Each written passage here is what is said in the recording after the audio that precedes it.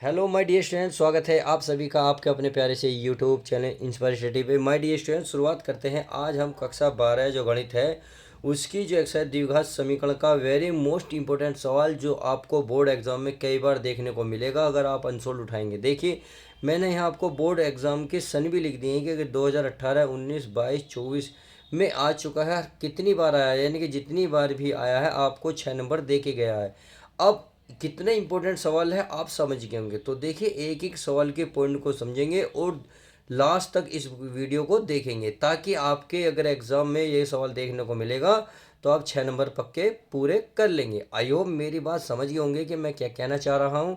यदि आप पूरे सवाल को देखना चाहते हैं और 6 नंबर बनाना चाहते हैं तो आपको पूरा सवाल देखना होगा, पूरी वीडियो कवर करनी होगी। अगर हाँ वीडियो पसंद आती हो तो प्लीज़ वीडियो को लाइक कर दीजिएगा। चलिए, अब मैं पहले आपको प्रूफ दिखा देता हूँ क्या ये सच में आया हुआ है या नहीं। तो चलिए, मेरे पास अनसोल्ड है। मैं उस अनसोल्ड में आपको एक बार क्वेश्चन दिखा देता हूँ ताकि आपको थोड़ा सा समझ में आ जाए। देखिए, ये रहा क्वेश्चन। मैं आपको एक बार दिखा देता हूँ, यहाँ ध्यान से देखिएगा कितने नंबर का है ये। 6 नंबर का है। कितने नंबर का माय डियर स्टूडेंट? 6 नंबर का है। देखिए, यहाँ देखिए ये लिख रहा है 7वें का ए अथवा ये, यानी कि आप तो या तो इसे करें या इसे करें, यानी कि ये आपके पेपर में आया हुआ है। ये कह रहा है एक समकोण त्रिभुज के समकोण बनाने वाली भुजाएं जो है x+2 सेंटीमीटर तथा दिख रहा है तथा तथा 4 ब्रैकेट में है x+1 सेंटीमीटर है। यदि त्रिभुज का जो एरिया है 84 सेंटीमीटर स्क्वायर है तो त्रिभुज की तीनों भुजाएं ज्ञात करें। तीनों भुजा पूछ रहा है, यानी कि लंबाई, चौड़ाई और उसकी ऊंचाई भी, यानी कि उसके आधार आधार लंब और कण। अब देखिए क्या नंबर का सवाल है, ये आपको नंबर दिखा रहा हूँ मैं आपको। देखिए ये 6 नंबर। देखिए आप समझ गए होंगे कि सच में ही सवाल ये आया हुआ है। तो चलिए माय डियर स्टूडेंट, शुरुआत करते हैं। प्रूफ तो हो गया, अब शुरुआत करते हैं क्वेश्चन की। चलिए क्वेश्चन की शुरुआत कर लेते हैं। अब देखते हैं पहला सवाल। देखिए, जरा एक समकोण त्रिभुज के समकोण समकोण बनाने भुजाएं x+2 सेंटीमीटर तथा ये है, यानी कि हमें दो भुजा दे रही हैं। कोई सी भी आधार हो सकती है, कोई भी ऊंचाई हो सकती है, सही है। तो मान लेते हैं इसको, मैं क्या मान लूँ, मान लेते हैं आधार मान लूँ या ऊंचाई, कुछ भी मान लूँ। तो मान लिख लूँ, मैं लिख लेता हूँ माना त्रिभुज। माना त्रिभुज का आधार, क्या त्रिभुज का आधार, तो क्या मान लेता हूँ त्रिभुज का आधार ये हो गया हमारा बराबर में x+2, सही है। और वो क्या, सेंटीमीटर। इतनी बात समझ में आ गई। आगे क्या लिखना है, अब ऊंचाई, यानी कि त्रिभुज की ऊंचाई, तो ऊंचाई मान लेते हैं। तथा क्या लिखेंगे, तथा त्रिभुज की ऊंचाई। तो चलिए ऊंचाई भी मान लेते हैं। ऊंचाई बराबर कितने दे रखी है इनने, 4, कोष्टक के अंदर दे रखा है x+1, सही है। ये भी आपके क्या, सेंटीमीटर। इतनी बात आई होप क्लियर हो गई होगी। तो चलिए अब आगे चलते हैं। आगे क्या करते हैं, आगे कह रहा है तो कह रहा है यदि त्रिभुज का क्षेत्रफल 84 सेंटीमीटर स्क्वायर है, यानी कि त्रिभुज का क्षेत्रफल दिया है, तो यहाँ लिखेंगे दिया है। क्या लिखोगे प्यारे बच्चों, दिया है। क्या दिया है, त्रिभुज का। अब त्रिभुज का दिया क्या है, क्षेत्रफल। क्या दिया, त्रिभुज का, कहेंगे ये रहा क्षेत्रफल। तो यहाँ वही लिखेंगे त्रिभुज का क्षेत्रफल। अब क्षेत्रफल बराबर दे रखा 84 सेंटीमीटर स्क्वायर, सही है। अब देखिए, चूंकि त्रिभुज का क्षेत्रफल दे रखा है, चूंकि त्रिभुज का क्षेत्रफल का भी एक फॉर्मूला होता है, तो मैं अब यहाँ लिख देता हूँ चूंकि त्रिभुज का जो क्षेत्रफल होता है माय डियर स्टूडेंट, क्या होता है आप सभी को पता है, आपने पढ़ रखा है, 1/2 ये होता है आधार गुणा ऊंचाई, सही है। ये इसका क्या होता है, फॉर्मूला होता है अगर त्रिभुज का क्षेत्रफल दे रखा हो। तो इसीलिए तो त्रिभुज का क्षेत्रफल इसके नीचे क्या लिखेंगे, 1/2 यहाँ लिखेंगे आधार, क्या लिखेंगे, आधार गुणा ऊंचाई, और बराबर कितना दे रखा, 84। चलिए अब इनकी इन सब के मान आपके पास हैं, 1/2 है आधार, कितना माना आधार, x+2, ये माना हमने x+2, सही है, गुणा ऊंचाई कितनी मानी, 4 गुणा 4 x+1, यानी कि 4 गुणा में x+1 बराबर कितना, 84। अब आप देख रहे होंगे 2 से ये कैंसिल हो रहा, कितनी बार, 2 बार। अब 2 को इधर भाग में ले जाओ, तो ये इसका मतलब है हमारे पास बचेगा x+2 और ब्रैकेट में भी बचेगा x+1 बराबर 84 गुणा बटे में 2, 2 से भाग देंगे, कितना आएगा 42, यानी कि यहाँ आ जाएगा 42 आ जाएगा। इतनी बात आई होप समझ गए होंगे। तो चलिए अब नेक्स्ट पेज ले लेते हैं और बाकी हम इसको सोल्व करते हैं नेक्स्ट पेज पे, क्योंकि ये पेज हमारा भर चुका है। अब मैं इसको क्या करूँगा, अब देखिए गुणा कर लेते हैं। इसके क्या करते हैं प्यारे बच्चों, इसकी दोनों की गुणा कर लेते हैं। चलिए गुणा कर लेते हैं। गुणा करेंगे तो ये देखिए इस x की दोनों में करेंगे तो आप यहाँ लिख लेंगे x और कोष्टक के अंदर x+1, यानी कि इसको और इसको आप दूर दूर लिखें, सही है। और फिर इसको इसके साथ भी लिखेंगे और इसको इसके साथ भी, x+1 कितना है 42। अब इसकी मल्टीप्लाई कर लो। चलिए x की x में मल्टीप्लाई करेंगे x², x की 1 में करेंगे x, 2 की इसमें करेंगे 2x प्लस 2 की करेंगे 2 ही कम 2 और ये हो जाएगा 42। इतनी बात समझ में आ गई। अब क्या करना है, कुछ नहीं करना है, x² सिंगल है सिंगल। अब 2x और x कितने हो गए 3x, अब प्लस का 2, इस 41 को इधर लेकर आओ 42 को, तो 42 माइनस का हो जाएगा, इधर बचेगी कि 0। अब आप देख रहे हैं 42 में से क्या घटेगा हमारा, ये घटेगा कितना 2, तो कितना बचेगा 40। तो चलिए लिख लेते हैं x² प्लस 3x माइनस के 40 बराबर 0। इतनी बात समझ में आ गई। तो चलिए अब इसके फैक्टर कर लेते हैं। फैक्टर करने का मतलब है ये हमें 8 गुणा 5 मिलेगा, क्योंकि 8 पंजे कितने होंगे 40, गुणा करके 40 आ जाएगा और माइनस है तो माइनस करके 3 भी आ जाएगा। 8 में से 5 घटाओगे तो 3 भी आ जाएगा, सही है। तो चलिए लिख लेते हैं हम x² प्लस इसके स्थान पर 8 माइनस 5 और ये x आई माइनस के 40 बराबर क्या बन जाएगा 0। इतनी बात समझ में आ गई।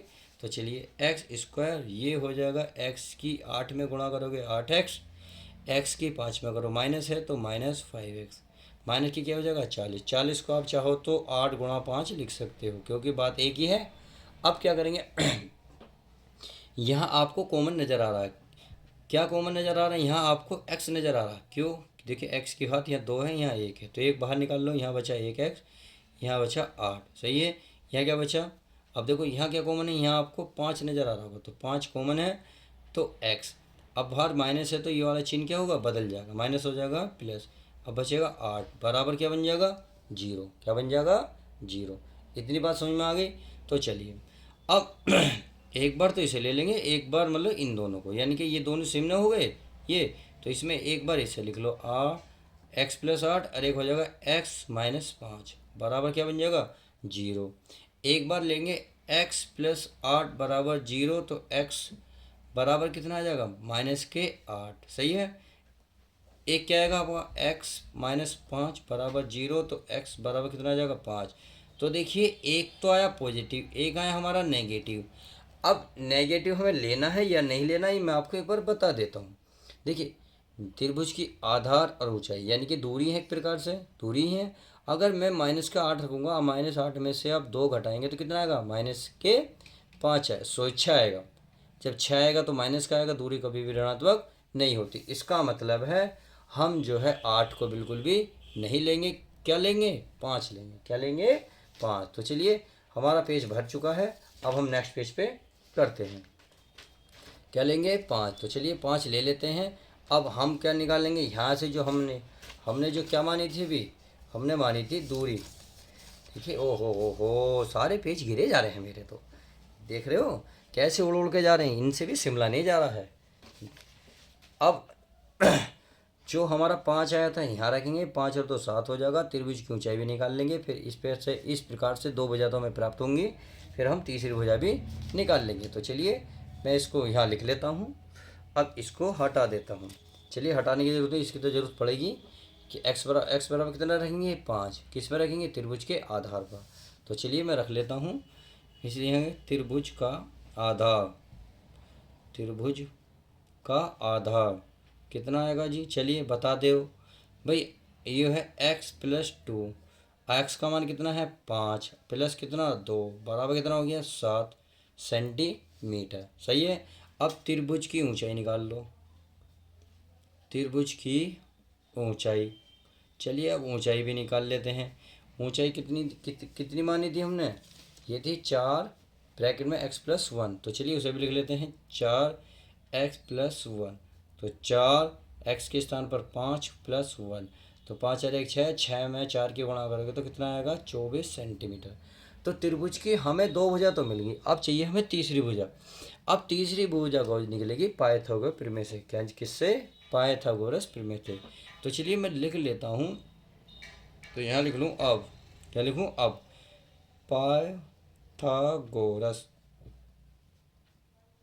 पाइथागोरस प्रमेय से। तो ये हमारा एक रूल होता है पाइथागोरस में से, त्रिभुज की यदि 2 भुजा पता हो तो तीसरी भुजा किस प्रकार से निकाली जा सकती है, खासकर जब समकोण दिया हुआ हो। सही है, समकोण में ही लगता है।